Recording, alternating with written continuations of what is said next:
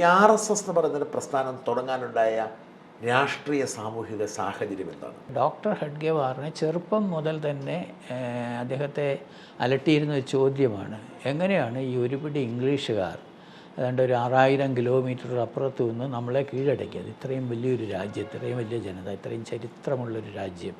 അപ്പോൾ അദ്ദേഹം കണ്ടെത്തിയത് നമ്മൾ ഒരു നാട് ആണ്, നമ്മളൊരു രാജ്യമാണ്, ഒരു ദേശമാണ്, നമ്മളൊരു പുരാതനമായ സംസ്കൃതിയാണ്, നമ്മളൊരു മഹത്തായ രാഷ്ട്രജീവിതം നയിച്ചിരുന്നവരാണെന്നൊക്കെയുള്ള ഒരു അഭിമാനം നഷ്ടപ്പെട്ട് കൊച്ചു കൊച്ചു സ്വാർത്ഥതകൾക്ക് വേണ്ടി മത്സരിക്കാൻ തുടങ്ങി.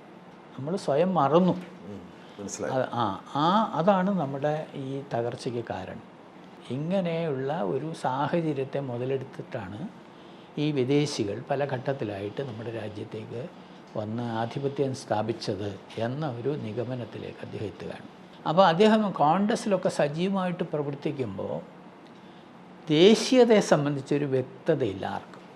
ആരാണ് ദേശഭക്തർ, ദേശീയരാരാണ് എന്ന് ചോദിക്കുമ്പോൾ ബ്രിട്ടീഷുകാരെ എതിർക്കുന്നവരല്ല ദേശഭക്തർ എന്നുള്ള ഒരു വീക്ഷണമാണ്. അതൊരു പ്രതിക്രിയാത്മകമായിട്ട് റിയാക്ഷണറി അപ്രോച്ചാണ് ദേശഭക്തിയെക്കുറിച്ച് നമുക്കുള്ളത്.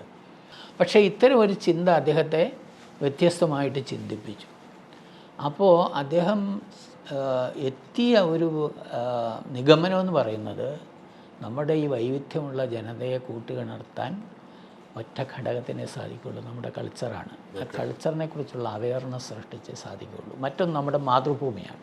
അദ്ദേഹത്തെ ആദരിക്കുന്നവരും അദ്ദേഹത്തെ സ്നേഹിക്കുന്നവരുമായിട്ട് ധാരാളമുണ്ട്. അവരുടെയൊക്കെ സഹകരണത്തോടുകൂടി അദ്ദേഹം യുവാക്കളെ കേന്ദ്രീകരിച്ചാണ് പ്രവർത്തനം ആരംഭിച്ചത്. ഓക്കെ, അപ്പം ഇതൊരു വോളണ്ടിയർ സംഘടനയായിട്ടാണ് തുടങ്ങുന്നത്? ആണ്, അതിൻ്റെ സങ്കല്പം അങ്ങനെ തന്നെയാണ്.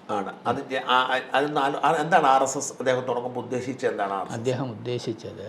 ദേശവ്യാപകമായ നമ്മുടെ സമാജത്തെ സംഘടിപ്പിക്കണം, ദേശോന്മുഖമായി സംഘടിപ്പിക്കണം. അപ്പം അതിന് ഒരു രാഷ്ട്രീയ ലക്ഷ്യമുണ്ടായിരുന്നില്ല? രാഷ്ട്രീയ ലക്ഷ്യമുണ്ട്. കാരണം ഇതിൻ്റെ ലക്ഷ്യം എന്ന് പറയുന്നത് ഭാരതത്തിൻ്റെ സ്വാതന്ത്ര്യം എന്നുള്ളതാണ്. അതിനുവേണ്ടി പ്രവർത്തിക്കാൻ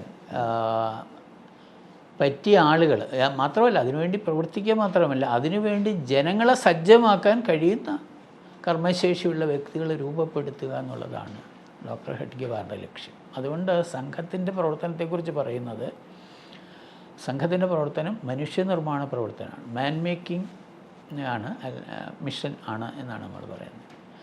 അപ്പോൾ മനുഷ്യനിർമ്മാണത്തിലൂടെ സമാജസംഘടനയുടെ രാഷ്ട്രനിർമ്മാണം, അതാണ് അതിൻ്റെ ഒരു ലക്ഷ്യമെന്ന് പറയുന്നത്.